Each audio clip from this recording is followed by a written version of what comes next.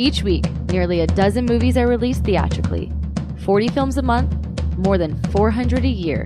That's a plethora of cinema. Too much cinema. You'd have to be an addict to see all that, but don't fret. We've got you covered. This is CinemAddicts. Hey everyone, what's up? It's a new week of CinemAddicts. This is CinemAddicts episode 335. Me, Eric Holmes, and Bruce Purkey, we are covering movies that are coming out for the week of Friday, March 13th, 2026. Again, Friday the 13th. Eric Holmes, have you seen a lot of horror movies on Friday the 13th? Do you have any memories from your own movie-going days or do you not do that? You're just like, oh, whatever. It's just another. Sure, I do. I don't do that like on. It's like, yo, you going out drinking on St. Patrick's Day? I was like, I mean, I drink all the time, so. All right, but you've never done like maybe Friday the 13th movie on a Friday. You've never done one. Not on purpose, no. Okay. It's also like watching horror. Like a lot of people like watching horror movies on Halloween. I might watch a horror movie on Halloween, but I'm not. That's not a thing that I gravitate towards. Just because I watch horror movies. I watch horror movies throughout the year, so I don't. That particular day or part of the year isn't necessarily special in that regard. What Eric is saying, that the reason why Halloween isn't special is every single day it's a horror show for Eric Holmes, personally, professionally, socially, whatever. And because he watches so many horror movies. You are a horror movie lover, correct, Eric Holmes? Is that your favorite genre? Yes. Horror movie, yes. No, my favorite genre is courtroom dramas. Oh, courtroom dramas. And then horror is behind. Behind. If they had a holiday for a courtroom something, Lawyer's Day or whatever, maybe I'll put on Law and Order.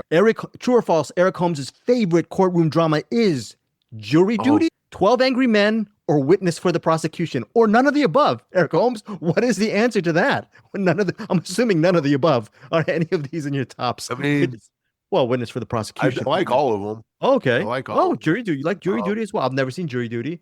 And it's been a while. I mean, it's silly, but it's so fun.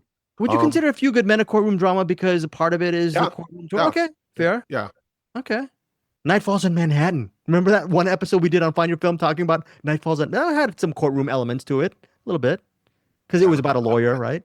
Sort of remember that, right? Andy Garcia. I can't think of what my favorite would be. Oh, well, I will tell you this: with the William Friedkin film, you would love Showtime film. The Wind. Okay, maybe the Inherit the Wind with Jack Lemmon. How can you say that? You've seen all of the Inherit the Winds. You just say my favorite is all of the Inherit the Winds, right? Eric? I mean, remember that year? And you saw how many Inherit the Winds? Yeah, yes. Friedkin's last one, right? I forgot the name of it. King Mutiny. Court Martial. Is that what it's called? It was on Showtime. Yeah. Okay, and you really love that as well. That one's up there, and like for a final film for anyone, let alone William Friedkin, who's made nothing but bangers his whole career. Right. I mean, what a one to go out on. Oh, wow. It's sort of like Sidney Lumet. What a way to go out on with Before the Devil Knows You're Dead. Chicago 7. Bam. There you go. The Trial of Chicago 7. Okay, that's another great one. Yeah, these are all top shelf movies. And I'm glad that even Eric Holmes said. And then if you add a serial killer into each of these, it just makes them better. Well, how about The Runaway Jury? I've never seen The Runaway Jury. Was that exciting too? John Cusack, Rachel Weisz. I mean, I remember it, but not a little bit. I haven't seen it recent enough to remember anything about it. Well, I'm depressed because I'm having a good time talking about jury movies with Eric Holmes, but we have to get to our normal scheduled, I guess, goal of CinemAddicts is to spotlight the new movies that are coming out on a given Friday. Not only do we cover not courtroom dramatics, this is CinemAddicts. It should be. Right. Very good, Eric Holmes. Again, me, Eric, and Bruce. We don't cover really the big movies that are coming out on a Friday on your maybe local theater or Netflix. Until next week. Okay. Yeah, Project Hail Mary. Hail Mary comes out. Okay. What is it? Yeah, we're gonna have to talk about our schedule. Maybe you got to take Bruce Purkey out of the attic so you and him can do a spoilerific discussion of Project Hail Mary. Hopefully he has a time, right? Hit up Bruce Purkey on that, folks. Let us know if Project Hail Mary is. I'm sure it's going to be the movie you guys want to watch next week. The week starting Friday, March 20th, 2026. But now we're on March 13th. The movies we are covering this week include Bodycam, Scared to Death, My Father's Shadow, Slanted, Group, The Schopenhauer Effect, and Stormrider, The Legend of Hammerhead. Bruce Purkey, that kind soul, Bruce Purkey, and very insightful soul, he was able to cover Slanted and My Father's Shadow. So those movies are going to be reviewed at the end of this episode. We're taking 2 movies off the table. We have 3 movies and left, and maybe even 4. We'll see on that. But wait, before we get to our featured movies, one more detour. Patreon 2019. Thank you, Joseph Bridges. Thank you, Addison Keeley. Thank you, Brian O'Connell, Nathan Day, Matt Stillman. These were the CinemAddicts community members who took part in finding a movie this month on Patreon for our... We have to pick 2 movies from the year 2019. Me, Eric, and Bruce are going to do our Patreon episode spotlighting these 2 movies. Also, Patreon member, thank you, Ryan Smith, gave us our Patreon assigned pick this month, and that is How About Adolf? Good news, I will be covering it since I have Canopy. Bad news, Eric Holmes and Bruce Purkey will not be covering this movie because A, it's not on digital. Oh, yeah. I will find this. Oh, well, it's available on physical media, Eric Holmes. If you want to buy it on physical media, we can do that and we can deduct it from our local if it's not currently streaming and it's not available, there are ways you can watch. Oh, whoa, family show. This is sounds like a crime organization kind of talk from Eric Holmes. Not the way you gotta go, not the way you should go for it, but if it's the only way, screw them. Hashtag contraband. I don't know. I hope Eric Holmes is going to be safe next week. He's going to find out how is Adolf and how about Adolf. So maybe Eric will hold Eric Holmes to that. He'll, by hook or crook, he will find a way to get how about Adolf. Maybe even if it's on physical media. We don't know. So that's the first Patreon assigned pick. It's How About Adolf. The movies that we were supposed to pick from are 18 movies all in all from 2019. Eric Holmes will mention the 2 winners because the 2 winners were randomly generated by Bruce Purkey over in his brain. So we'll talk about that in a second. But the movies that were suggested to us from 2019 from the aforementioned community members include Hail Satan, First Love, Little Monsters, The Wild Goose Lake, Manos, that was my favorite film in 2019, The Whistlers, La Llorona, Tigers Are Not Afraid, Float Like a Butterfly, Klaus. Not Klaus. Claus. Santa Claus. Santa Claus. Yeah, my bad. Top End Wedding. Never heard of Top End Wedding. We Die Young. Dolomite Is My Name. Eric, I still have not seen Dolomite Is My Name. Us. I still haven't seen Us. And Jojo Rabbit. Us. I'm missing out on Us. Eric Holmes? Us is one of those divisive ones. Like there's people that like, because it came off the heels of Get Out. Yeah. And then and Us got really weird. But I liked it, but there are people that would disagree very much. All right. Well, and there's also Jojo Rabbit, Pain and Glory, Waves, and finally Queen and Slim. Those were 18 movies that were suggested to us. Yes. Have you seen Queen and Slim? I'm trying to. No, I haven't seen it. I hear that's great. You would love Queen and Slim. Okay. Absolutely love it. I need to definitely see Queen and Slim. In fact, you listening, watch Queen and Slim. Queen and Slim is so good. All right. Out of those 18, we know which one that Eric wished he was part of our Patreon this month. The winners for this month's Patreon are picks number 2 and number 6 because those are the numbers that Bruce Purkey just out of his head decided to pick. He doesn't have his own random number generator on his respective iPhone. 2 and 6, there are 2 movies that won. Eric Holmes, can you tell our listeners what are the 2 movies we're covering for our main episode of Patreon this month? Well, the first one, I love it because it's First Love, but actually I haven't seen it. I still haven't had a first love, Eric. I'm in my mid-50s. I'm 54. I've never been in love. I'm sad now. I don't want to continue the show. I need therapy. When you have a cold, dead heart, that'll happen. Oh, you sound like a lawyer. That's why you like courtroom dramas. Very good, Eric Holmes. No rebuttal on my part. What's the second movie as part of our Patreon? Next one is number 6, The Whistlers. The Whistlers. Okay. I'm still... I believe they're both from Joseph Bridges. Thank you, Joseph Bridges. By the way, Joseph Bridges, your knowledge of cinema is very admirable. You do a lot of research. You have a lot of great movie suggestions. And I guess for this month, we're going to go with a couple of your suggestions. First Love and The Whistlers. Yes, sir. I haven't got to use this to pick this month's movies. Since I have the dice out, should I just roll and see what the next year is going to be? Okay. I like that. I mean, we're here. I got a dice. Oh, so why not? So for April, you want to just do it? Yeah. Okay. I love it. Love it. Got number 12. Next one will be 2018. Oh, start thinking of movies for 2018 and send us those, and then we'll just get an early jump on it. Oh, very good. 2018 for April, but this is March. Good, very good, Eric Holmes. 2019 for March, 2018 for April. Now let's get to our movies. First up is a movie called Scared to Death. Eric Holmes, within the last 2 weeks, has been living in the Scared to Death world because he's been interviewed the director of Scared to Death. He's interviewed a lot of the actors, one of the producers and actors, Lin Shaye, so many people. How's that experience been for you the last couple of weeks, interviewing like maybe 5 or 6 people from the same movie? Must be really cool. It's been awesome. And everyone's been cool as hell. I just did one today with BJ Minor, which, by the way, I had to pull up his IMDb, and I got very nervous typing BJ Minor into Google. But thankfully thankfully they're popular enough that they came up immediately. So, Very cool. Yeah. that they were absolutely that was a real fun interview with them. Got to talk to Lin Shaye, Bill Moseley, Olivier Paris, Victoria Conifal, Paul Boyd, like the Grog. I get to talk to and the interviews were every bit as much fun as the movie was. And so it's basically you have this production. They're making a movie, and the movie's a horror movie, and one of the guys, I believe it's Olivier Paris's character, he comes across this haunted house ran by Bill Moseley. Bill Moseley is like a medium. He sees like dead people or spirits or whatever, but he runs this haunted house and they do live seances there. Thing is, like, the ghosts come and go, maybe not all the time. So he's got to juice it up a bit, like making sound effects and whatnot in the background. They basically put on a production. And then Jesper goes back and talking to Lin Shaye, who's the producer of the movie. And he's like, hey, there's a place that does seances. Maybe we bring the cast there to do the seance and get them into the vibe. She's like, that's a stupid idea. Get the hell, go give me my coffee. Like, she's just a complete see you next Tuesday in this. Very different than what she is in real life.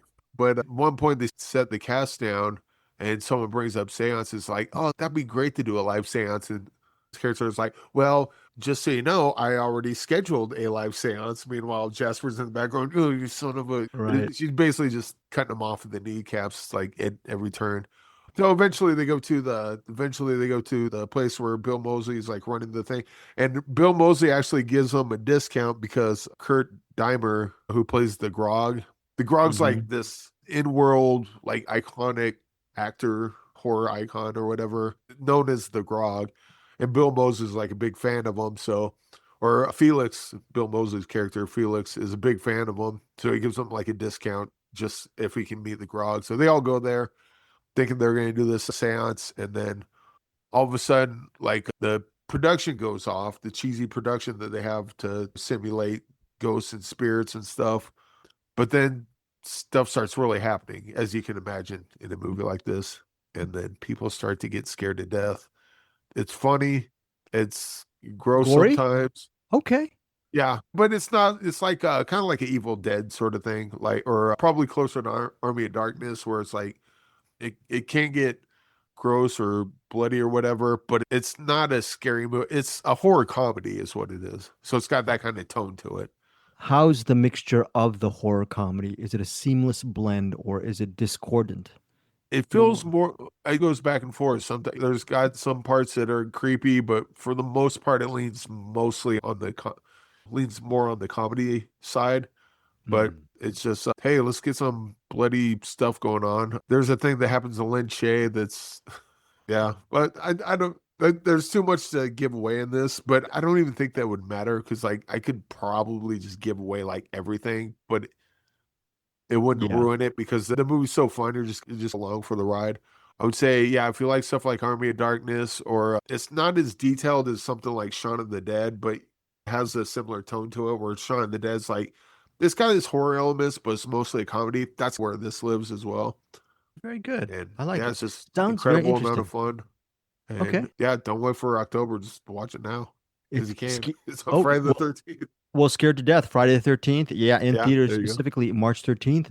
Eric Holmes, what is your rating on Scared to Death? This is probably the definition of, actually, I kind of want to, I was thinking 3-star banger, but I think there's people that might not be into horror that still might enjoy this.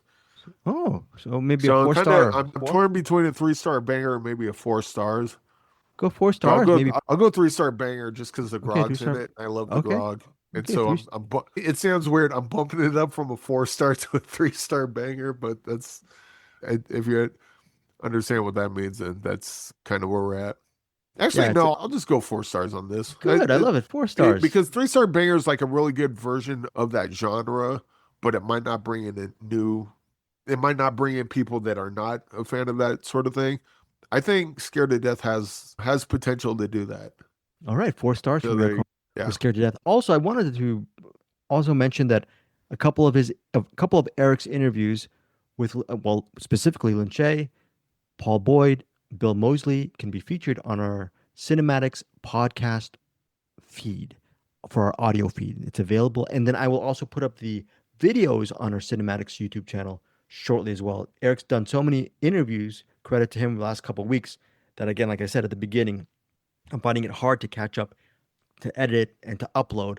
But sooner than later, they will all be up on our Cinematics YouTube channel. Please subscribe to us to see Eric in all his glory doing a lot of his insightful interviews. And hope we need around maybe 101 more people, Eric Holmes, and we get that much needed 1,000 subscribers on our Cinematics YouTube channel. Yeah. All thanks to you and Bruce. You guys are doing really hard work for our Cinematics community. So tell us what you think of Scared to Death when it hits. I was going to try to throw in a Scared to Death pun in there, but I couldn't think of one. I could think. Well, again, Scared to Death, March 13th, also known as Friday the 13th. Check it out. Eric Holmes gave it 4 stars. I am going to tucker out Eric Holmes even more because the next movie is an Eric Holmes special. And it's not a courtroom drama. It might be a drama, I'm guessing. It's called Group: The Schopenhauer Effect.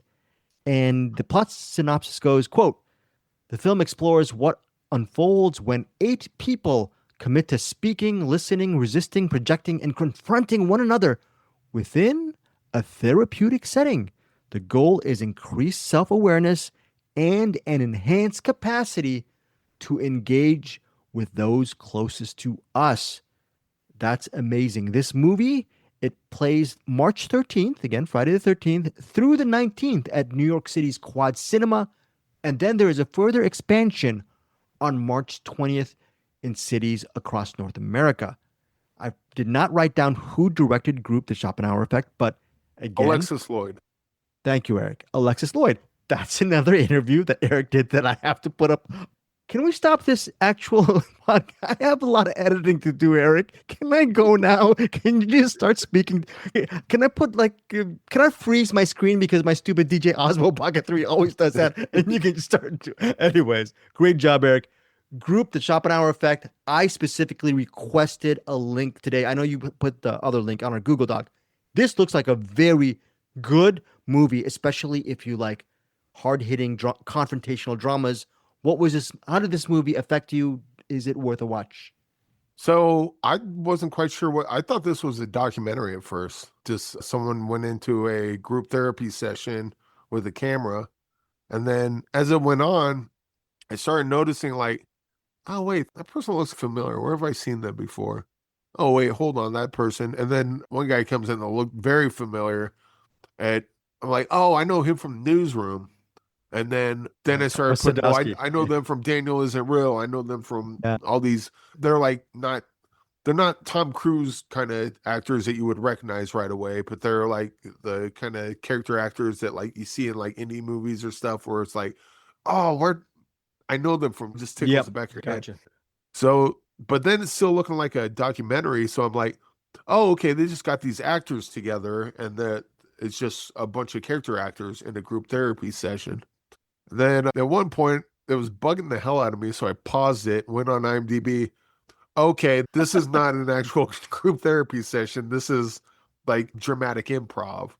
So they're all playing characters in a group therapy session, but the way they go about it and the way the improv works so well that it took me, call me an idiot, I am, but it took the cinema verite of this worked so well that I was just kind of similar to Blair Witch Project. Now, this is not a horror movie about kids it's about a group therapy session, but it's just as effective You watch Blair Witch Project, it's fake now, but at the time with the marketing and everything, it was like, wait, did this really happen? Holy crap, there's a witch, like for real?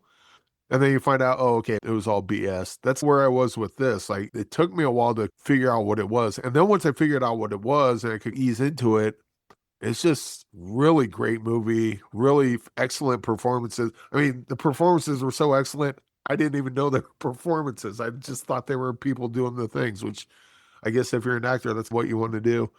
Eric, I got to ask a question, okay? Because you and I are almost of the same age. I think you might be 5 or 6 years younger than me. But these type of movies, they used to always play at our local theater, right? Do you think this is a movie that actually can play really well in a repertory theater within that theatrical setting, or is it a wait for streaming situation? Because they don't make these type of movies for the theaters anymore, Eric, which is very No, interesting. if this was playing at AMC, I can't imagine it doing very well. But if it was like what's like the art Like a house local, theater where you're at, right? Yeah, like the there's the Limley Lamley. Theater, I think. Yes, the Lamley. Yes.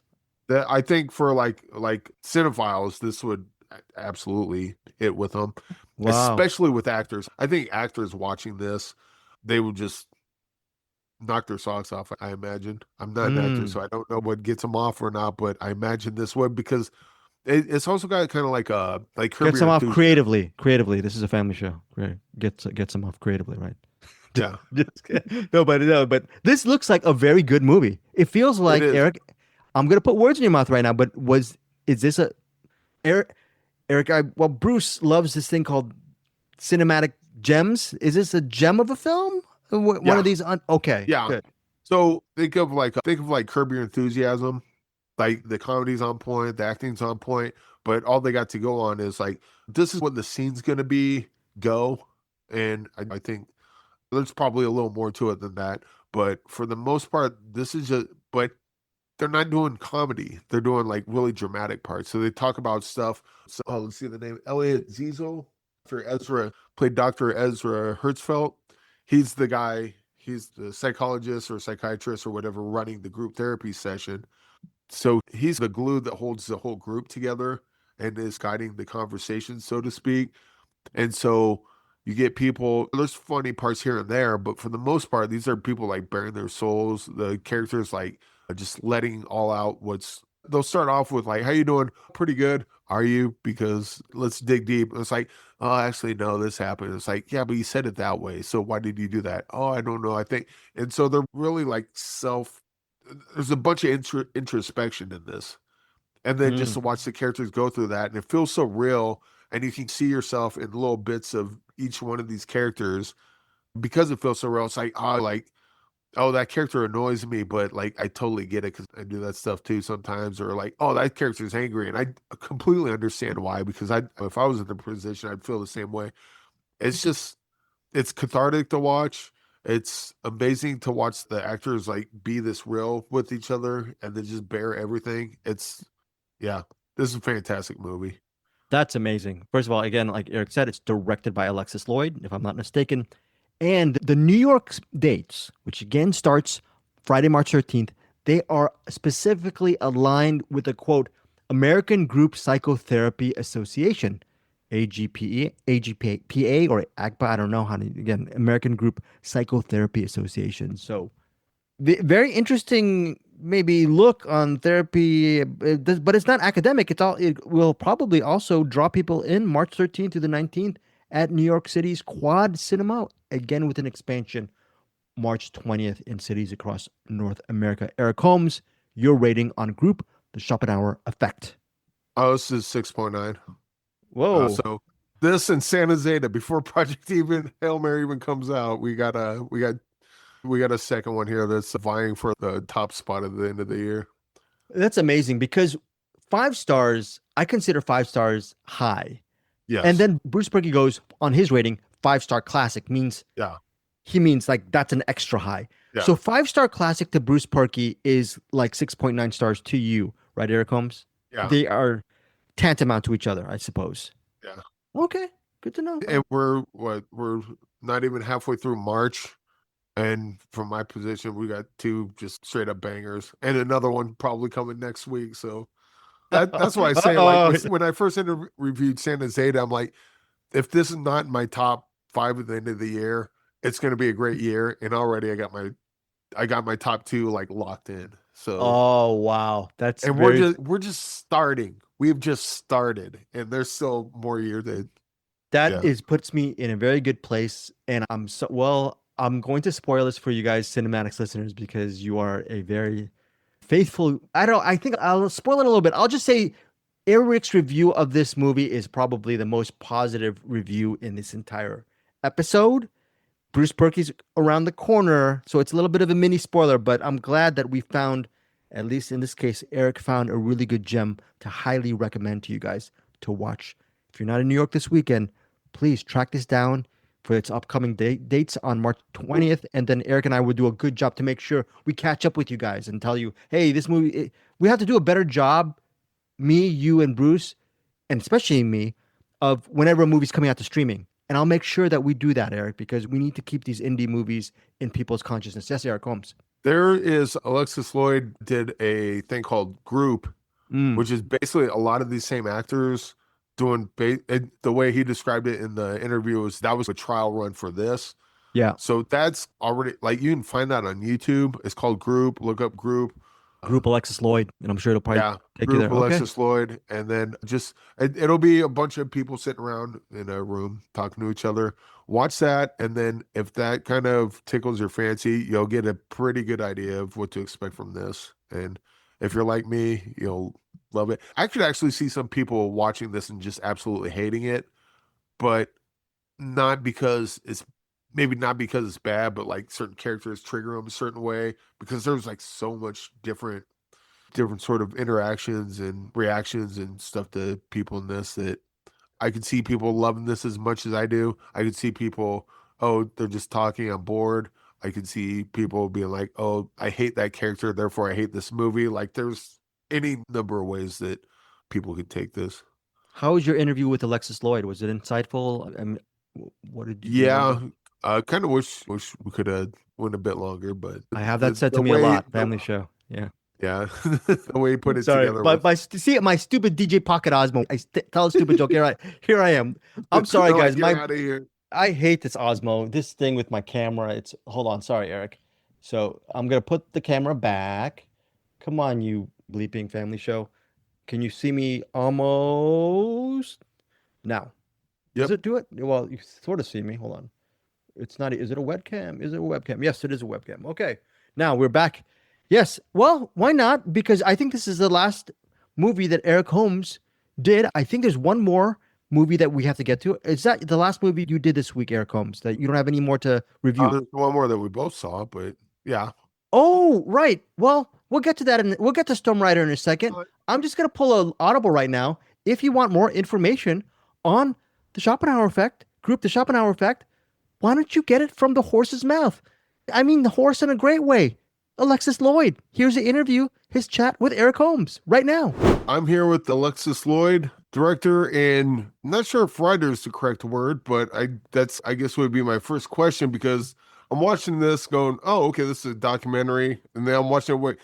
Wait, I recognize that guy from Newsroom. Wait, I recognize that person from Daniel Isn't Real. So, like, it took a while for me to figure out that this is a movie, not a documentary, but it's got that same feel.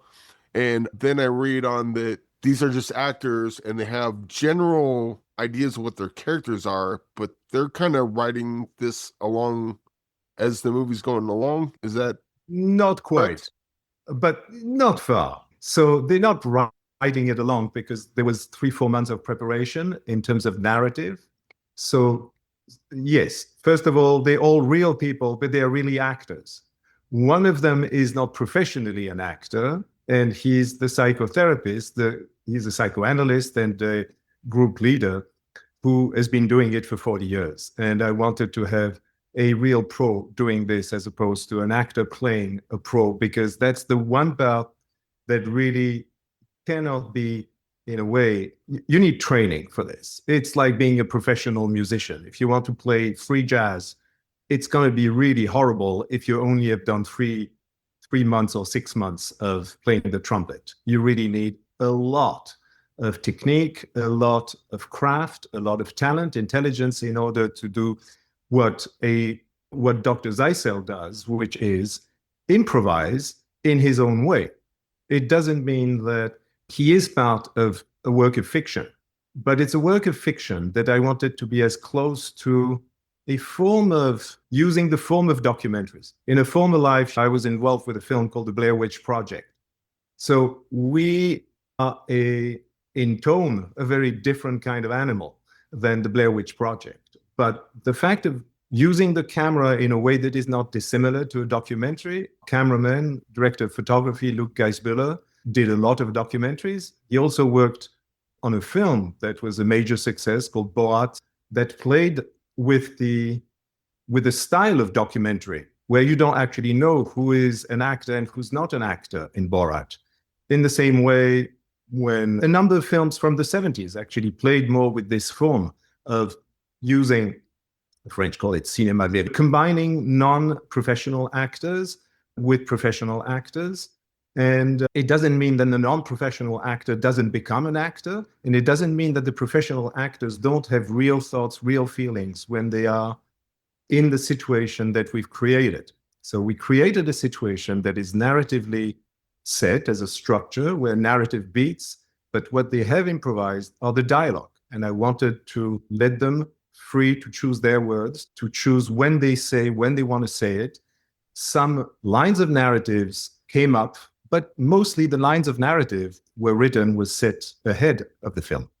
This kind of improvisation's got to be just an actor's dream, especially for the actors in this. Is like, oh, we have to play so much. It feels like just a sandbox for them. For some actors, it's a nightmare. Some actors really want to have lines. They need to have the lines in order to relax in a way into thinking, I'm going to incorporate myself into, I'm going to incarnate a role, but I need the lines to help me. When I cast this film, and we cast it in a particular way, I first met the actors one-to-one, but then we brought them together with Dr. Zeisel in his actual group therapy room, and we did sort of practice tests with these actors. And I found that also it is the actors I'm drawn to in New York. Theater actors were those who were more comfortable with, say, okay, we're going to be on stage for 90 minutes or 2 hours. It's okay.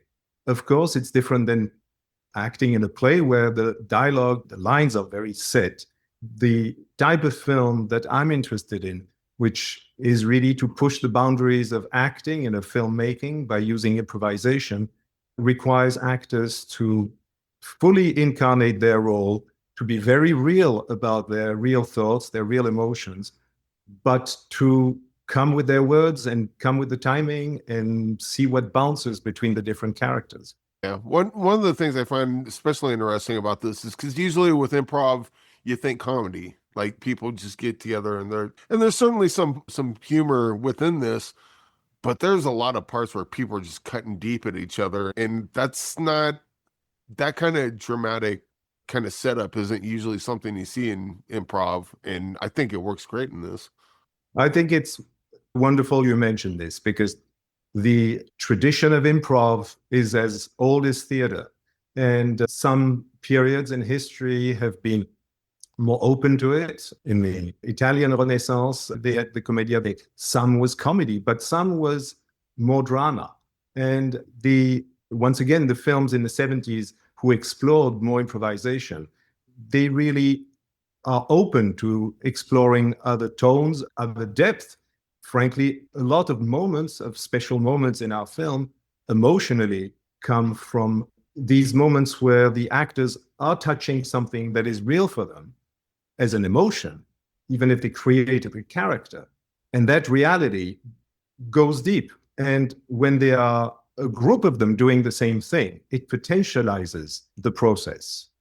Also, a number of filmmakers I've worked with in the past, I discovered on sets, such as, of course, Mike Leigh in England, but even Tim Burton does a lot of improvisation with his actors. And I was involved with a film called Sleepy Hollow. And I was really stunned to see how Of course, it's very written, but there is always for the actors a chance to go looser with the dialogue and basically do the same scene in their own words. So lots of directors actually use improvisation without saying so. I wanted this to be, in a way, more directly, entirely the method of this particular film.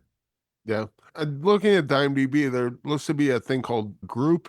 Was that kind of a test run of sorts on this, or what was that? Yes, it's really test run is the right way to do it. Because I didn't want to write the dialogue, I knew from the start I wanted the dialogue to be really spontaneously coming from whatever exchange, conversation there was between the characters in the moment. I didn't solidify the script in a way that could be presented to producers and financiers as a 95-page document, a typical script. I have a format, I have a form of that script, but it's not what I wanted to do. I did want to shoot in that particular way. So I went for a first round of testing the concept in Hollywood, and a friend of mine told me, listen, you have to shoot a proof of concept. Show what you mean. Show the kind of tone you're using. And that was 2019. So we did just this. And actually, most of the actors who are in the film today were already in this first iteration, what you call the test run, with Dr. Zeisel, myself. There's really one actor who's a different actor who plays my part, the part of Alexis in the film. But apart from this one actor, Tom Sadowski, all the others were part of a proof of concept. And what happened is that COVID and confinement happened. And my girlfriend told me, well, what are you going to do with your proof of concept? You should put it up on YouTube. You segment it in smaller sections. Don't put an hour and a half or an hour what you have. Edit it in a way that people can see it, because we couldn't take pitching meetings in LA. That's what we did, and we're getting close. And then it was picked up by All Arts, which is the streaming platform of PBS in New York, and we're close to 700,000 views now. So it was quite encouraging. I thought, okay, let's make an indie feature based on the same method. Yeah. And you said that can be found on YouTube?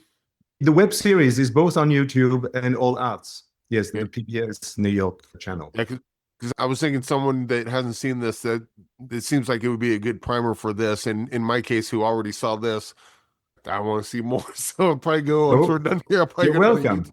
Narratively, in a way, the feature, though everybody's a little older, but the feature is narratively a precursor to in the film, we tell the story of a filmmaker who wants to make a series. So the web series is actually more directly the adaptation from the first chapters of the book of Ibn Yalom, the Schopenhauer Cure. So you'll see something closer to the narrative of the book in the web series of 5 years ago than this one. Yeah, I guess it's got a meta context to it for sure. But so Group, the Schopenhauer Effect, comes out on March 3rd. Well, it already had a premiere, and then it's playing again on March 13th at the Quad Cinema. At the Quad Cinema in New York. It's a 1-week run. Yes. Yeah. And then what kind of release plans do you have after that? Because I can think of a couple of people right now. I'm like, dude, yeah, check this out. You're going to freaking love it. Well, thank you. Let's see. The name of the game in cinema release is what's the box office on the first weekend. So we'll see what's happening. I think we have a full house already on the first day, so that's nice. But of course, we'll see. At some point, we will stream it, but it's really nice to be able to roll it out in cinemas. Excellent. Well, congratulations on the movie. And before I let you go, I just want to get a film recommendation from you, either a movie that's personal to you or a movie that's like, that one's really good and not enough people talk about it. So many I can think of. Let me see a film of John Cassavetes called Opening Night. It's a fantastic film, and it has elements of tragedy, elements of comedy, elements of actors improvising in that way. In general, the film of John Cassavetes are a fantastic inspiration, but I think this one in particular. Excellent. Well, thanks for joining me. Congratulations on the movie. Now I gotta bounce and go watch those YouTube videos. But thank you. See you on YouTube. All right, guys, I just pulled that Audible just so Eric was so high on the 6.9 star. We might as well get just more information on Group the Schopenhauer Effect. What do you think, Eric? Was that an okay audible? We got Alexis Lloyd on the thing. Are you okay with that? Oh, I can't hear you. Is that you or what? Oh, Eric? sorry, I was muted. You should be muted with my stupid Osmo. But was that okay, Eric Holmes? Was that all right with pulling the? Why not? Right? Good audible, good audio as well. Good. Okay. So tell us what you think. If you are in the New York area from March 13th to the 19th, if New York City's Quad Cinema and any part of your life, and you saw it, tell us what you think of the movie. And then again, March 20th, maybe give it a shot. I would say if you watch Group the Schopenhauer Effect and you're an actor, I really want to hear your thoughts on this. Very good. Very yes. Yeah. Even if I did theater in high school once, even if that's it, I still want to hear your thoughts on this because I'm not an actor at all. But this seems like this would be like catnip for actors. I like to think I'm an actor. I pretend I watch movies. I just don't. I've watched 0 movies in the last 10 years. I've just pretend I'm watching. Am I doing a pretty good job? I've watched 0 movies since 2015. What? Oh, Greg, Greg both lie to ourselves constantly, but I don't think that counts. That's true. That's true. Eric's getting a little bit too deep for me right now. Let's get to a less deep situation, and I mean this in the best of ways. There's a movie called Stormrider, Legend of Hammerhead. Eric and I saw it at different times. Here's an official plot synopsis. Quote, 2 rebellious islanders try to breach the storm and uncover the secret origins of their world. Each island is guarded by the immortal rulers of Argos, the enigmatic founders. Movie's written and directed by, we can't really pronounce their last names, but they told us to go by their first names. Written and directed by Doma and Zoran. The movie stars Marco Ilso, Billy Barrett, and Sarah Sofia Busina. Also, it stars Neb Chupin, who is a co-writer in the movie, a producer, and like I said, an actor. It's in theaters Friday, March 13th. I said a whole bunch of stuff about 2 islanders, then they're trying to breach something called Argos. Just know there's a lot of boat sequences that are really awesome in Stormrider, Legend of Hammerhead. There is thunder and lightning, or is it lightning, Eric? I could be wrong.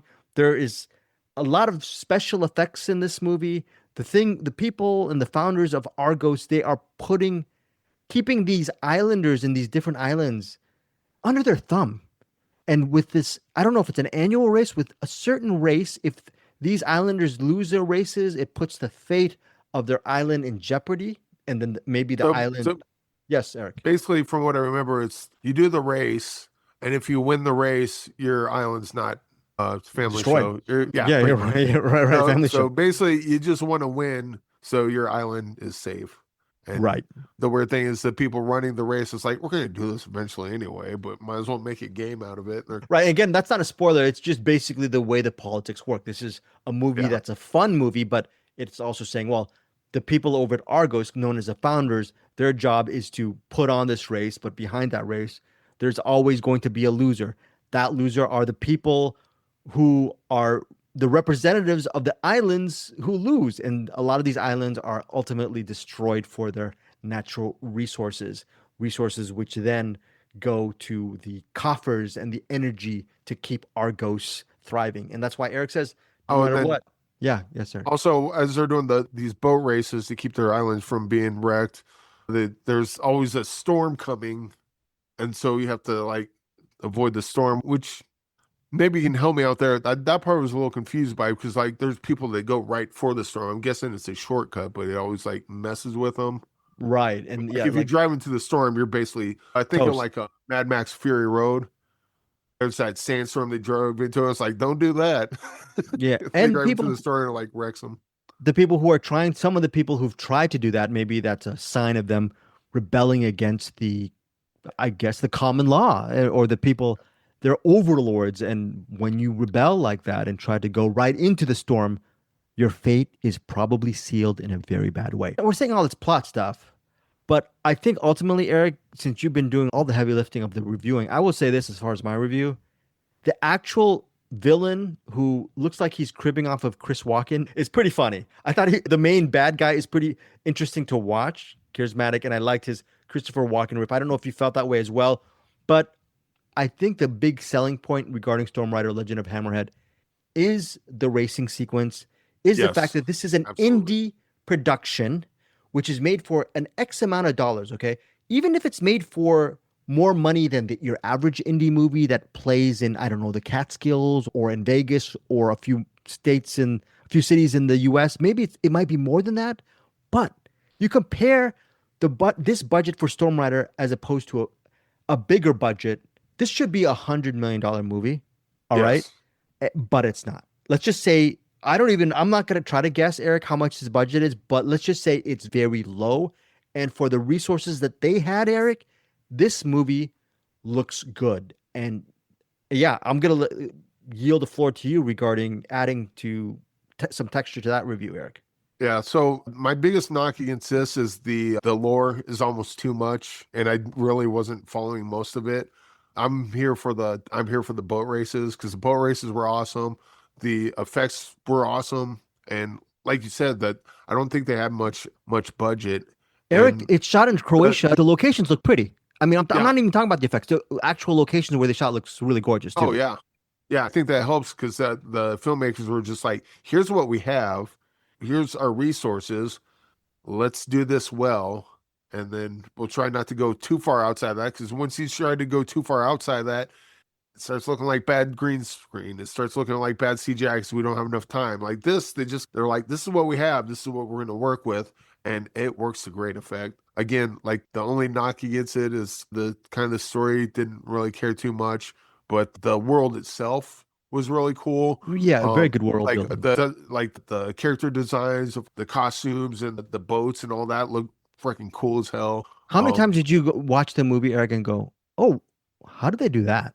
Right? Pretty much the entire time. Exactly. It is an admirable like feat. this is $150 million production, right? Oh no, it isn't. What they spend on this? 149 million, maybe? I don't know, but yeah, it just looks awesome. And then so this feels like what were we talking? There was another movie. This feels like a good first, what do you call it? Like a demo Proof of concept, right? Is that what they call it? Proof of concept? So this isn't like this isn't gonna make my top 10 at the end of the year, but I'm absolutely impressed by a lot of stuff in this. And this is like one of those movies where it's like, I don't think you guys quite nailed it on this one.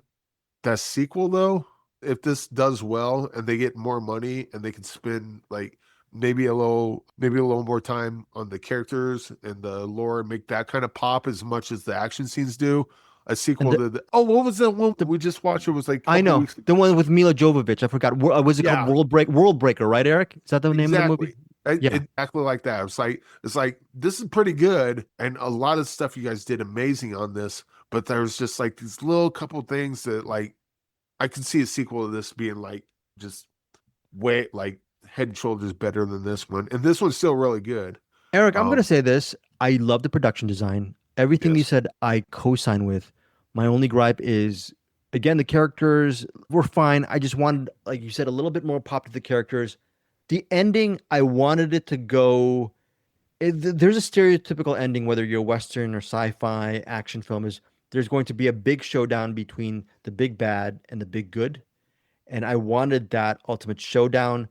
I don't know if you're complaining about that as much as I am. I wanted that ultimate showdown. I did not get it. It still ended in a competent fashion, but that was my only gripe. Overall, though, I really enjoyed the production design and the way this movie was shot as an original idea. It's interesting. If there is a Stormrider 2, I will watch it. And absolutely. Yeah, I'm honestly, it's one of these things where I'm either 3 or 3.5 stars on it. I think because of the value added stuff of just being impressed by the visuals and the work that was put in and that was shown. Like whether you're watching it, it's in theaters Friday, March 13th, but let's say months from now, you're watching it on your iPad or your nice TV in your living room, you're going to be really impressed. So this is not a 3 for me, like a mild recommendation. This is a 3.5 stars, meaning this is a solid movie. It has its flaws, but I'm waiting for this team to do even better for their next one. This movie took 8 years to make. Okay. Yeah. And they didn't have $150 or $149 million. I am highly impressed with what they did. So 3.5 stars for me for Stormrider, Legend of Hammerhead. What about you, Eric? I'm 3 stars on this. That like without the attention to detail and like the focus on budget and just everything they did to make this look as good as it did, this easily could have been like a 1.5 star, 2 star movie. But they just put so much into it, and the fact that they can make this movie look like a $100 million Hollywood budget movie is something to applaud for sure. And yeah, look forward to Stormrider too. Yeah. In space with dinosaurs. In space with that. Oh, I like it. I like it. And who knows? Maybe they'll do an even better job. You know what? So with as far as like with this, because like they're taking the lore a bit serious in this. And then talking to the filmmakers, they were like half joking that like, oh, next one will be in space or have dinosaurs. I think if they can lean more into the ridiculousness of that, of like what our conversation was, lean more into the ridiculous, don't take themselves too seriously, but still maintain the production value they have in this, that 6.9 stars be my favorite movie ever. Yeah, it's a crew that let's keep the production value of Stormrider and the reverence of Psycho Goreman, and then you'll have yourself a perfect movie. Yeah, it's one of these things that both Eric and I really enjoyed the movie, and like we said, it has its flaws, but 3.5 stars for me, solid recommend. And Eric gives it 3 stars, and he really enjoyed the production design for Stormrider. I'm very much looking forward to the second one where I can give 6.9 stars. I'm crossing my fingers hoping it comes in. All right, tell us what you think of Stormrider: Legend of Hammerhead, Friday, March 13th. Also, another thing is, if you have kids, it's not a violent, gory movie. So it's one of these things, and a lot of the movie starts with the dreams of how the dreams of the youth affect the Islanders of today too. So I think it's almost a family film because it's not a gory type of movie. This is sort of people die in it for sure, but it's not harrowing type of thing. Because then you don't have Stifler walking around with his jaw hanging out the whole time. Exactly. We're not going to mention the movie that is. By the way, could be any movie. It's American Pie too. Yeah. Okay, tell us what you think of Stormrider: Legend of Hammerhead. Finally, I have a very quick recommendation. There is a movie called Bank of Dave 2, The Lone Ranger. It is the sequel to Bank of Dave. I will admit, I'd never heard of Bank of Dave when it was released. Sequel to what? Yeah, Bank of Dave. Right, exactly. To what? I had no idea. It was a hit when it came out on Netflix in 2022 and 2023.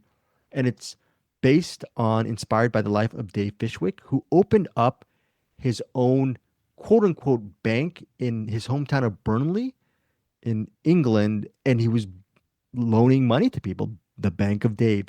And I think that it's saving that. I don't think that he can actually call it a bank, but that was a nickname of what he opened. And it was just to make a difference within the community and to help the people who were actually looking for lower interest rates on whatever they're borrowing or yeah. So it sounds like, what is a banking movie? How could that be interesting? I haven't seen Bank of Dave. I don't know if it's interesting or not. No, it's a real story about this guy, Dave Fishwick. He's a millionaire, and he opened up his own quote unquote bank to lend people money at a good enough borrowing rate that is better than your average bank. So that was Bank of Dave several years ago, and that was a hit. And then now Bank of Dave 2, it came out internationally. Now it is hitting digital and on demand March 13th. From Quiver Distribution. This time out, Dave Fishwick, inspired by his story of taking on payday lenders, payday loans. Where I don't know if you know about these loan just companies where they'll have people say, hey, borrow money from us, but then they have to pay back with an interest that's a lot bigger than 5%, Eric. So it was Dave Fishwick actually investigating the corruption behind these lenders who would charge utmost impossible, crippling prices to their clients, ultimately possibly bankrupting a lot of their clients. And it was a big, very corrupt scheme that he was investigating years ago, and that inspired this new movie called Bank of Dave 2, The Lone Ranger. Movie also stars Chrissy Metz. You might know her for her work in the TV series This Is Us. She plays a journalist who wrote an article about these lenders and loan companies in America. And what happens is Dave Fishwick, here played by actor Rory Kinnear, Dave is intrigued by this journalist in the U.S., and he has her come over across a pond to actually help him in his investigation of these payday lenders. The main bad guy here is a New Jersey-based criminal named Carlo Mancini, played by Rob Delaney. And Carlo Mancini is at the head of one of these payday lenders, these corrupt individuals. Layla Farzad is a UK attorney who helps this bad guy. And also There is who I'm trying to look this actor, Amit Shah. He plays Citizens Advice Bureau Oliver, played by Amit Shah. And this Citizens Advice Bureau person, Oliver, and the journalist, they are the boots on the ground for Dave. They help investigate the situation, interview people in the community who have been ripped off by these payday lenders. That is the Bank of Dave 2, The Lone Ranger. You're thinking, oh, well, I don't know anything about loans. I don't know anything about banking. I don't know anything about money. Is this movie going to be interesting? Well, Dave Fishwick is, at least as portrayed in this movie by Rory Kinnear, is a very interesting person. He loves Def Leppard. He's a good guy. He has a good heart, and he's very charming. I like the story. Feel about Hardline. Oh yeah, I should have asked him about Hardline. I should have, but I didn't interview Rory Kinnear. I actually interviewed Dave Fishwick yesterday. Very engaging fella. Had no idea, like Eric, about Bank of Dave. I'm gonna go back and watch Bank of Dave. I really enjoyed Bank of Dave 2, The Lone Ranger. You're not going to get Citizen Kane. You're not going to get Texas Chainsaw Massacre. This is exactly what I just said. This is a likable comedy drama about a person who's trying to make a difference in the world. That really speaks to me because I'm a selfish human being who is not trying to make a difference in the world. And I like seeing these movies that will try to convince me to go to the lighter side of life or the more important side of life. So I'm giving Bank of Dave 2, The Lone Ranger, which is on digital and on demand March 13th from Quiver Distribution, a solid 3.5 stars. Bank of Dave 2, The Lone Ranger. That is it, Eric Holmes. We have overall this episode 7 movies. Can you believe it? 7 movies are reviewed. 2 of them by Bruce. I see on the thing, and I started this. I only got like 20 minutes into it earlier today. But Bodycam. Anything you want to say about Bodycam? Yeah, I was gonna say stuff about Bodycam. I gave it 4 stars. It's quote unquote. It's when 2 police officers show up to investigate a domestic dispute. It starts an escalation, and then it leads to a tragic accident. These cops realize, well, they may not have done the right thing, but they still try to cover their tracks. And this found footage movie directed by Brendan Christensen follows what happens when you start trying to cover your tracks after committing a crime. And then on top of that, it's not about karma's going to get you or your body cam's going to get you. What if there is a supernatural force that the body cam captured? Is there a ghost or a creature or a spirit that is haunting these police officers while they're trying to cover their tracks and their body cam? Very interesting movie. Yes, Eric. The first part, and in the Google Doc, I'm reading the cop, something bad happened, and they're trying to cover it up with the body cam. I'm like, oh, this is like right up my alley. It's just gonna piss me off, but I'm gonna, in a good way that keeps me engaged with it. The first couple of minutes I've seen was like it wasn't explicitly supernatural just yet, but it was like leaning towards that's because where I stopped because we had to record this was there was the 2 people in the basement and they're just like, there's something eerie going on there. And I was like, okay, this isn't quite the movie I thought I was going to get into. This is like a horror version of that, but whatever you're saying right now is completely correct. It's a horror version. I'm gonna watch the rest of it though. It seems cool so far, just not at all what I thought it was going to be. Yeah, it's a cool film. And we've done so many interviews this week. My interview with Brandon Christensen will be up on one of our YouTube channels as well. I think it's going to be up on Deepest Dream. I have so much stuff to upload, but that's not me complaining. That's me being very grateful that Eric and I we were able to do a lot of interviews the last couple of weeks. I just have to get them up on our YouTube channels. And thanks again to Bruce Purkey. He's going to have the full-fledged review of Bodycam, which hits Shudder Friday, March 13th. Eric, thank you for reminding me about saying a couple words about Bodycam before we get out of here. I'm giving it 4 stars. It had me tense throughout the entire thing. I really liked where it went towards the end. I am not a big expert on found footage movies, but I know because the way they're shot, they can get annoying for some people. I just realized from watching Bodycam, I'm not annoyed by, you, Eric. I am one of the people who I'm not annoyed by found footage. I think it's a good possible omen that Eric is 20 minutes into Bodycam and he's not yelling or shutting this movie down. Who knows? Maybe that might happen by minute 40. You're going to find out next week when... I haven't seen any scenes that look like this yet. Oh, yes, right, Eric. Who knows? It might happen. I'm not going to say what's going to happen, Eric. I think that's the biggest thing that bugs me about found footage movies. It's like the camera's like constantly shaking or they drop it and lay it on the ground. And they're like, you're cheating. You're I don't want to hear the audio version of an action scene. I want to see the action scene done. And if you can't do that, don't do an action scene. If you want to do found footage, do something clever with it. Yeah. Otherwise, I'll just read the audiobook if that's all we're going to do. I feel there's a couple of interesting stuff that happens in Bodycam that hopefully you will appreciate. We're not going to say what Bruce Purkey thought of Bodycam. You're going to have to listen to that yourself, folks. And yeah, anything you want to say before we get out of here, Eric Holmes? Yeah, the movies for this month's Patreon are First Love and The Whistlers. And then do Sign Pick, How About Adolf? And I will find a way to watch that somehow by hook or by crook. And next week we have we got Touch Me, Dead Lover, Family Show. Do Yes, Not yeah. Enter, Family Show. Space Woman, perhaps. Yeah. Space Woman, perhaps. I don't know. I didn't get But it. for sure, Do Not Enter and Touch Me. And Our then, movies, they're not commands in the bedroom. They're actual movies. I mean, it could be, but that's not what the show is. No. Really. And then next week, because we record on Thursdays, I'll be watching Project Hail Mary at 2. We'll record the podcast after. All right. I will. So next week, on next week's podcast, I will have just gotten home from watching Project Hail Mary. So you might just see me like this the whole time. Awesome.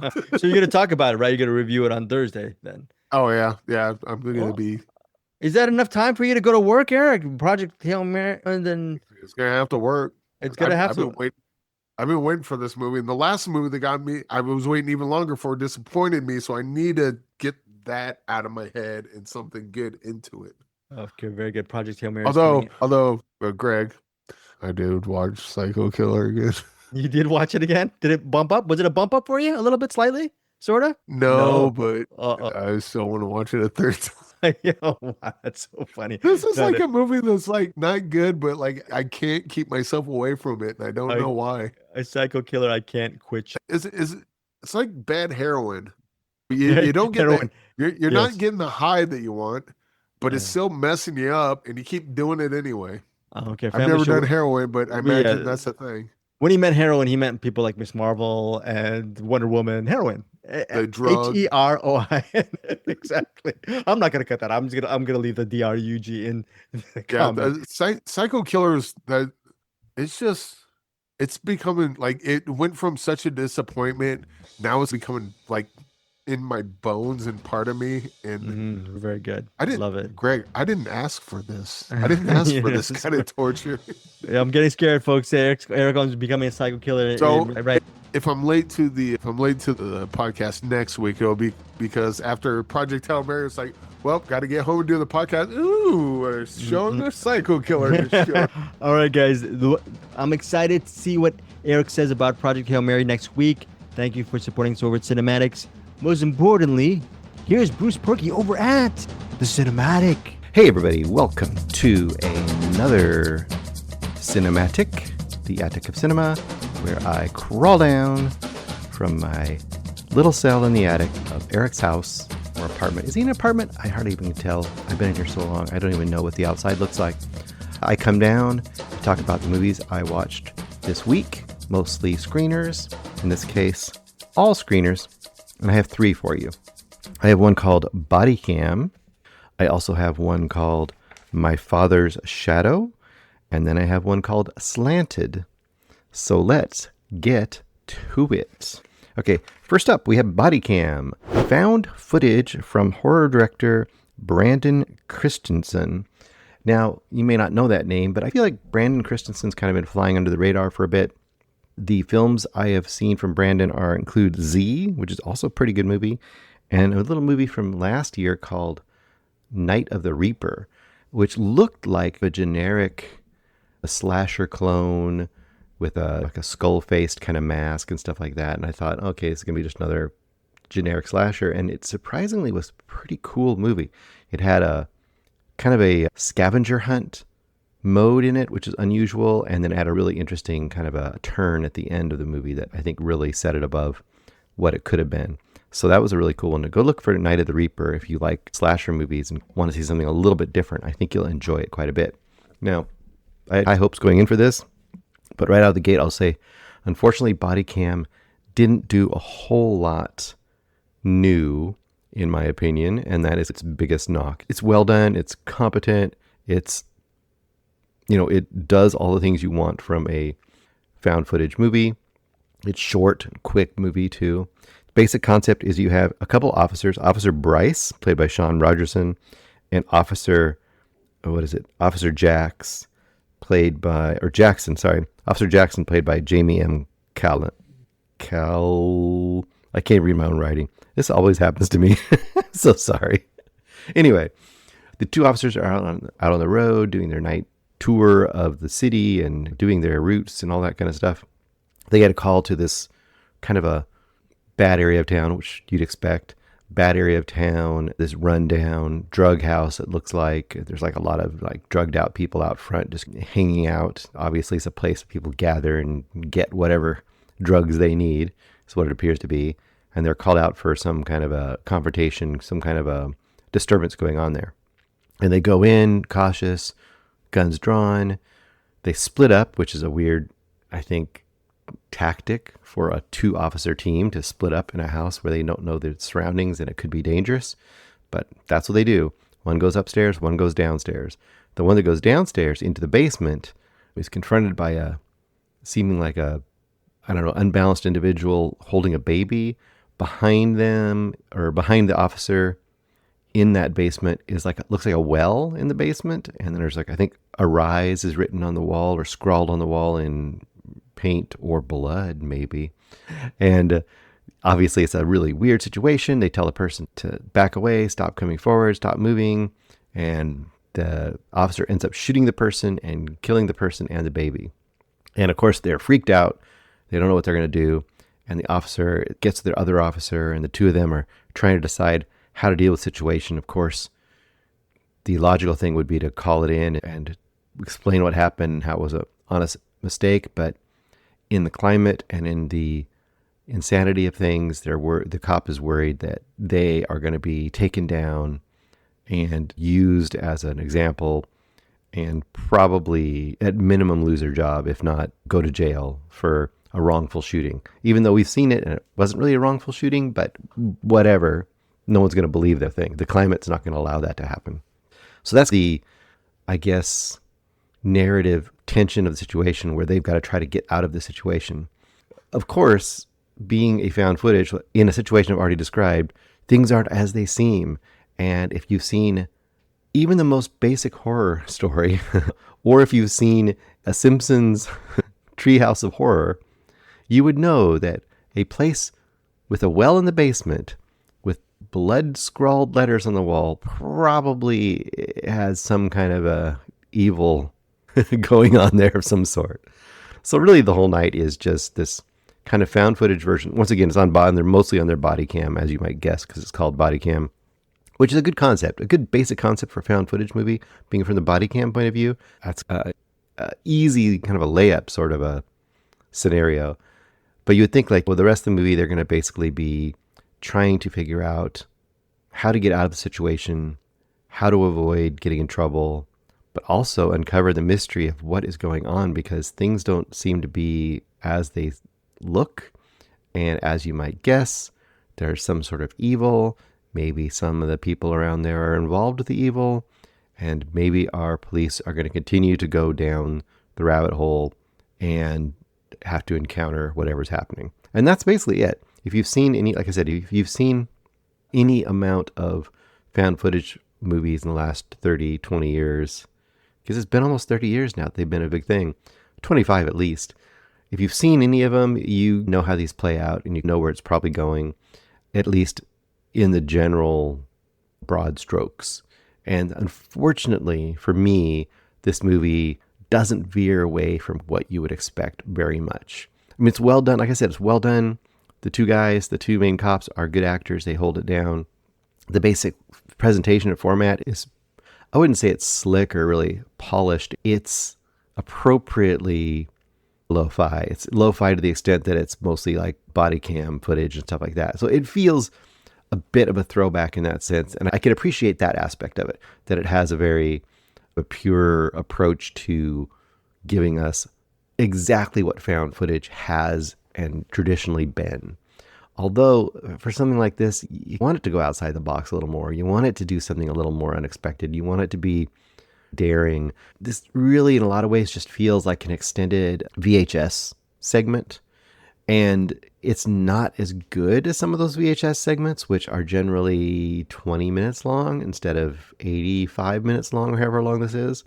So I don't think this really justifies the time that it has, because in a lot of ways, I feel like we're spinning our wheels and going around in circles. Some of that's intentional because some of it is about us having to go back to the source and really discover the evil. But that doesn't make it a more interesting movie to watch by having that aspect to it. So unfortunately, I'm going to go right down the middle, 2.5 stars. There's a lot of stuff that almost makes me want to slightly recommend it, but it's not there. It's not there enough. And if you don't like found footage movies, this is not going to change your mind. If you do like really interesting and weird found footage movies, this is going to seem like pretty generic to you, which is where I'm falling. It's just too generic. And I'm really disappointed because I really like this director. And I think this director is building a pretty cool resume of kind of genre movies. And I think this is, of the ones I've seen, the first kind of a miss. So I'm hoping that they're going back to some more original kind of twists on these usually formulaic movies. In this case, it stayed formulaic. So I'm going to go once again, 2.5 stars for Bodycam. No need to run out and see this. If it gets on one of your streamers, give it a try. If you really love found footage, you might at least enjoy it a little bit. All right, my next one here is going to be My Father's Shadow, directed by Akinola Davies, which I'm assuming, as the director and I believe writer, is the basis of one of the children in this movie. Because there's a father and 2 children, and one of them's named Aki. And I'm assuming Aki is basically the director. I'm assuming this is based on the director's experiences. What happens here is this is essentially a 3-hander, even though there's a ton of people in this movie. It's really focusing on the 3 main characters, which is the father, or Folaren, played by Sope Dirisu. And he is, I know him from His House. Excellent actor. He's probably been in a bunch of things, but I recognize him from His House, which is a really cool, dramatic horror movie that came out, I don't want to say about 4 or 5 years ago. And I think it might still be available on Netflix. It used to be on Netflix. Really cool hidden gem, which we tend to have a lot of in this show. So look for that. His House. Anyway, he plays the father in this My Father's Shadow, the movie. His 2 younger sons are Aki, who's the youngest of the 2, played by Owa Orire Jeremiah. And then the older son is Remy L.A. David. Now, the sons are not that far apart, though. They look to be like, I don't know, maybe like 10 and 9 or 11 and 9, 12 and 10, something like that. They're just on the verge of becoming teenagers, and they're becoming younger men. And the basic situation is that the father is away a lot. You can tell that the kids miss him being in the family. And the father and the mother are still together, but you don't even really see the mother in this movie. It kind of starts out with the father waking up in the morning with his 2 kids. He's going to have to go back off to the city. They live in the country. You get the feeling he's away a lot to work in the city. The city being Lagos. They're in Nigeria, and this actually takes place in 1993. That's the setting of this. So the idea is to make money and to survive. He has to be away for long stretches working in the factories in Lagos, while the mother and the 2 boys live in a small area, small town, away from the big city. So he's just been there visiting them. And the kids, of course, are upset that he's leaving already, and they're going to be basically without their dad again for an extended period of time. So he says, you know what? I'm going to take you to town with me today. Let's go together. So essentially the whole movie is a day in the life with the father and the 2 sons having time together, and them getting to see their father's, the other life their father has, the other side of his life, the kind of the mostly absent father and what he does when he's not around them. So that's an interesting sort of a context for them. Once again, it looks to be probably semi-autobiographical for the director, I'm guessing. It probably leads to a lot of the kind of the emotion and the importance of the scene for him. Now, the context, Nigeria, 1993, this is supposed to take place right after there was this election, and it looks like there's kind of been a big conflict brewing in Nigeria. And once again, I don't know the history of Nigeria. Obviously, this is an important period. It looks to be a period of upheaval where there's more progressive political forces trying to take power and trying to be elected against a more military, somewhat oppressive regime. And the day that they're out together is the day when the whole country is waiting to hear the results of that election. And I won't tell you which way it goes, but the way it goes, I guess, was a real thing there and was a big moment in Nigerian history. It also revolves around the aftermath of a massacre where a bunch of military forces massacred, I guess, dissidents, and they call it the Bonny Lake Massacre. So I got that right? Yeah, Bonny Camp Massacre is what they call it. And that's hovering over the whole situation as well. So make it sound like this dark political thriller. It really isn't that. It's more of a, like I said, a day in the life.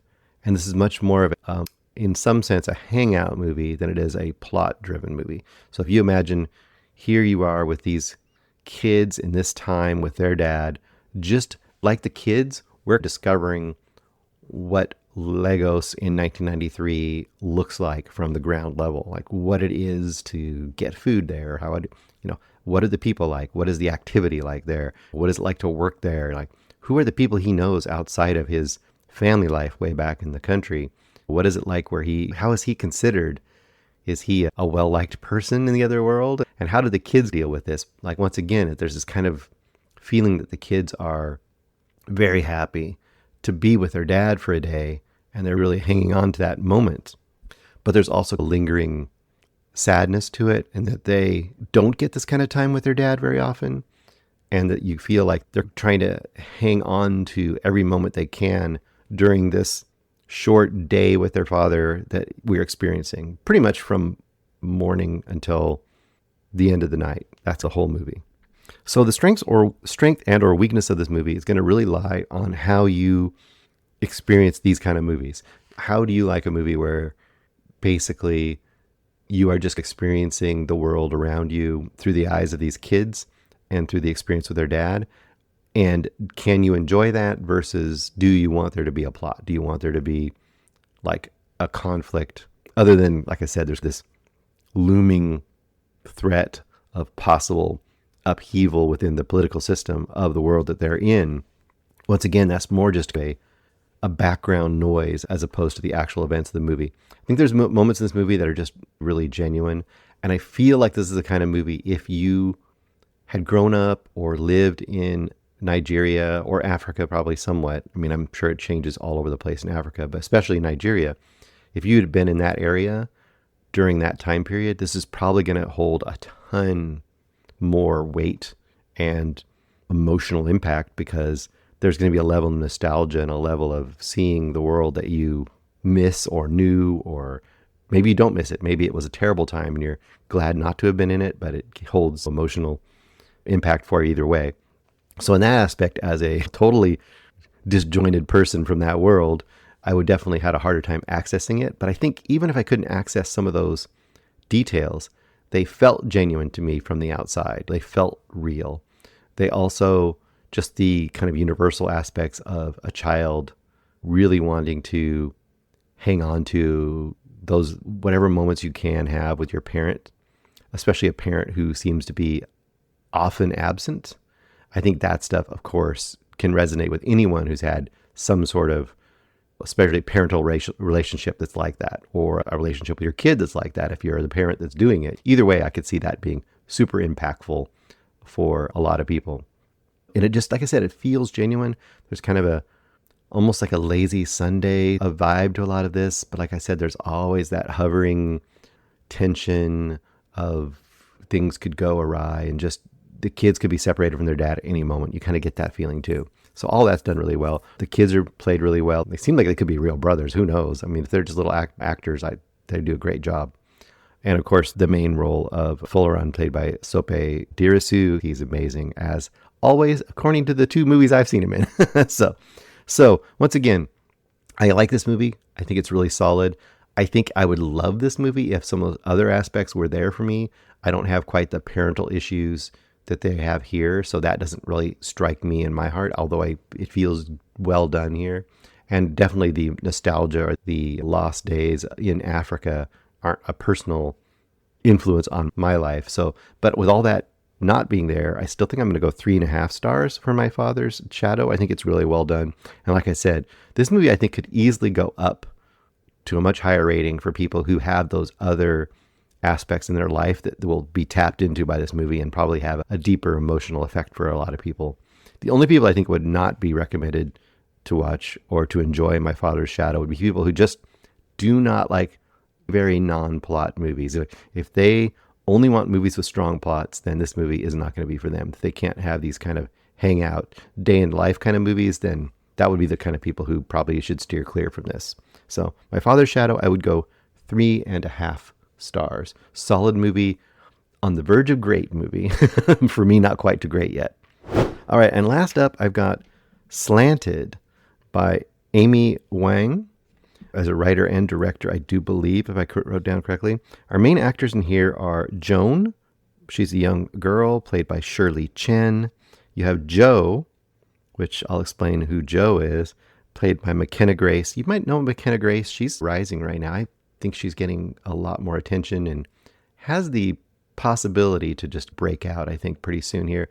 If I remember correctly, the thing I remember her from was from the newest Ghostbusters series, and she was really good in those. The shining star of those movies, honestly, because the movies were, they were fine, but she was really good, and she plays a very different character here. But Joe is played by McKenna Grace. Then you also have Brinda, played by Ramakrishnan, Olivia, played by Emily Zilber, and also we got, I didn't write the names of the actors that play her two parents, but the parents are a really solid role in this movie as well.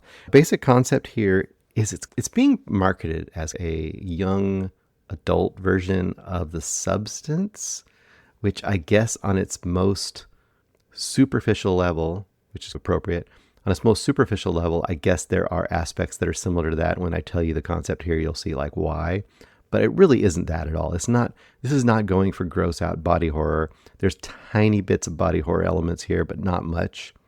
And I think that people who go in looking for that are going to be disappointed. So I think you're much better to approach this movie as a social drama, slightly fantasy sci-fi-esque in some ways. And that's because of the basic concept. So you've got a young Chinese American girl, and that's Joan. And she is a teenager. And since she was a little girl, you have a little scene at the beginning of the movie where you see as a little girl, she's dreams of prom. Like she saw an actual prom occurring when she was a little girl, and she just looked at that as like kind of the epitome of the American experience for a young girl, right? And she's getting to that age now. She wants to be prom. She wants to be a prom queen. But as a Chinese American, she's constantly feeling like she's just on the outs. All she sees is the blonde, beautiful blonde California type girl all around her, and she dreams about being, that's her epitome of beauty and acceptance, and to some degree the society supports that and values that and rewards that. And she knows very quickly that even though she tries to go for prom queen, there's no way she's going to be prom queen as her current situation would allow. And she's hating her own heritage. She's hating her own ethnic background. She's constantly using like the Instagram sort of filters that kind of make her blonde and white, essentially. If she takes pictures of herself, imagines herself in being one of those people. The walls of her bedroom are just plastered with pictures of like Taylor Swift or all these other famous blonde, beautiful women of the world that are getting accolades. So she's, like I said, hating herself.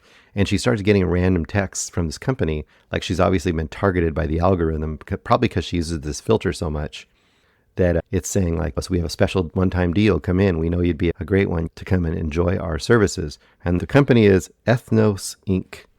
Ethnos as in ethnic Inc. And essentially the concept is, and once again, it's a very Black Mirror as well. You go in, and if you buy their package, they will essentially physically transform you a la super plastic surgery procedures into a blonde white person, if that's what you want to be. And they have people there who like run the place, and they all look blonde and generic and bland. And they all show the pictures of their before pictures, and they're either a totally different ethnicity. They're a Black person or they're a Hispanic person or whatever. And they say, look at us now. We can be accepted. We're part of the group. So That's the basic concept. Obviously, very on the nose, but also ripe for a lot of social satire. And there's a couple of moments where they really dig into the social satire. I mean, especially there's this whole like music video thing about, how awesome it is to be white and stuff. And that's kind of well done. And I think the movie, unfortunately, could have used a little more of that. So on the plus side, we didn't even mention. So McKenna Grace, Jo, that essentially is Joan when she transforms. So a couple of things this movie does really well. First of all, the relationship between the parents of Joan and herself is really well drawn. They don't make the parents caricatures in any way. Like they're not caricatures of Chinese American people. They're also just, because they seem like really well-rounded characters, but they're also not caricatures of like, say, the mean parents or the overbearing parents or whatever. They're just parents. They're loving. They're really trying to give her the best life they can. They also really don't want her to hate herself. And when she, of course, undergoes this procedure, they are horrified and really hurt. And all that stuff is really good. Like the idea is really interesting because like, what would happen if you did that? Because obviously the people around you who are not blonde, white, regular old, bland American stereotypes are going to feel like, well, you think I'm terrible, like, because you don't want to be like me, obviously. And her friend is one of those people too. She has a friend who's of Indian American. So there's a lot of things like that are touched on, but not enough, but they're still well done as far as the acting goes and the writing of the actual characters. And then the other piece I think is really good about this is McKenna Grace herself is awesome, because the trick of this kind of movie is when you have another actor now playing your main character, they not only have to be believable as essentially the first person you saw wearing a costume. So you have to pretend to be the other person wearing this kind of white blonde woman's costume. And they also have to be likable. Like, of course, you identify and want great things and good things to happen to the original person. You want the person to love themselves as a Chinese American young girl. And you want her to be able to be comfortable in her own skin, literally. But once she is transformed, you also still want to root for her. You want to root for her to want to go back to the way she was. By the way, the company immediately says on their contract that it is irreversible, absolutely irreversible. You cannot go back once you've done it. So that adds a little twist to this as well. So all the actors do a really great job of kind of keeping that emotional character core of this movie. And that is definitely the strength of this movie. It definitely goes a long way with that. The one thing that I think hurts this movie the most is, like I said, it never goes hard enough on the satire. It never goes hard enough on the social commentary. I feel like this is a movie that it's, like I said, it's so upfront and on the nose as far as what it's attacking and what it's approaching as far as social norms, that it needs to just go all the way with that. Like, it just needs to not be afraid to really, like, just skewer that stuff. And I think that's what it was missing. I think, ironically, one of the things it does point out is how bland and generic being the blonde, white, prom queen type of girl would be, how bland that is. But the movie in its own aspect is bland as well. Like, it doesn't go as hardcore, like I said, as it could. It doesn't take the risks that it could. There is, like I said, a little bit of body horror towards the last third of this movie where, let's just say, the procedure is not fully taking in the way that you would hope it would. And she's having some extreme buyer's remorse, that's for sure. So, like I said, I'm a little bit on the fence in this movie. I think there's enough to give a slight recommendation to it, but I feel like it's a movie, once again, that could have been great. It had all the ingredients, especially with the characters and the acting. And just when you create a movie like this and you want to root for, and you do root for your main character, her best friend, the parents, everybody, you like them so much that you want to build a world where the interactions are, I don't know, just more extreme. It just needs to really go off it doesn't have to go like full substance deep end as far as the gore goes. But I think as far as the satire goes, it has to go off the deep end. Okay, so I'm going to go 3 stars for Slanted. I think it is a slight recommend. And I think maybe for young adults, this might hit a little harder and might work really well and might be because it is a little more bland, I'm saying it in a bad way, but also a good way. Since it is a little more bland, maybe for a younger adult audience, it might be more accessible than something like The Substance. And they might approach this and really get the message it's giving. Ultimately, I think it works best as a kind of a sweet, melancholy family drama about having to somehow learn to love yourself for who you are and actually appreciate your parents and your own uniqueness. I guess that's what it is. Once again, is it a message we've heard before? Sure. But I think it works when it's done right. And I think a lot of this is done right. So I'm going to go 3 stars for Slanted. Once again, wish it were just a little bit more hardcore in one way or another. Maybe that's just me and my old horror sensibilities coming out. And then I'm supposed to finish this by doing a random number generator pick for the movies for our Patreon. But I don't know how many movies we have, and I haven't heard back from Greg. So what I'm going to do is I'm going to pick 2 numbers, and if it works, and he'll tell you what we got. And if it doesn't work, then maybe they'll be picking it during their show. But I'm going to pick 2 random numbers, and then if it works for what Greg's list is, he's going to already have told you what movies we have for the Patreon. So here we go.